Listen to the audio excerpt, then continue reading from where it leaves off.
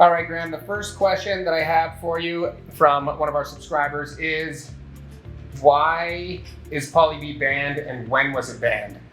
So I've been over this a couple times, I know in a few other videos, but let's go over it again because I know there's a lot of misinformation online, and I know that lots of home inspectors and realtors don't have correct dates. So why was Poly-B banned? Well, polybutylene was a piping used in the 80s and 90s all across Canada and the United States. Now, the molecular breakdown of the polybutylene piping is why it was banned. Now, at first in 1997, it was banned by the National Plumbing Code, and it was stated as a product that they didn't recognize anymore, so plumbers weren't allowed to install it. But it wasn't completely banned in Canada. You could still purchase it, you could still get your hands on it. It wasn't until 2005 that the Canadian government, through a class action lawsuit through the Supreme Court of Canada, actually banned the product and its use. So there's a gray area of about 8 years where you could still get your hands on it, but no plumber worth their salt would install any of this.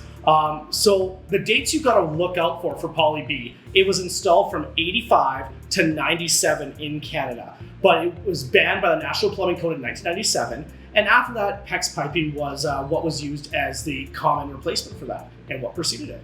Hopefully that answers your question. If you need more in depth on this, I will make another video if people are looking into that. Corey, just let me know if anybody subscribes and wants some more depth, or I can send out private messages as well. Thanks everybody for watching. Hope you enjoyed the videos. If you did, please like and subscribe down below. And if you have any more questions, hit me up in the comment section and we'll make more videos. Thanks guys.